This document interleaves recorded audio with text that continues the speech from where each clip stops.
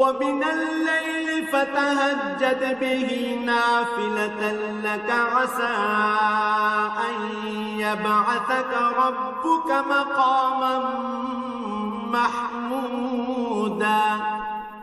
রাতের কিছু অংশে তাহাজ্জুদ নামাজ প্রতিষ্ঠা করো, এটা তোমার জন্য ফরজ নামাজের অতিরিক্ত একটা নামাজ। আশা করা যায় তোমার মালিক এর বরকত দ্বারা তোমাকে প্রশংসিত মর্যাদায় প্রতিষ্ঠিত করবেন।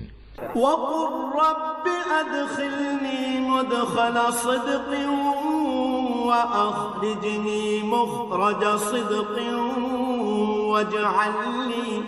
واجعل لي من لدنك سلطانا نصيرا।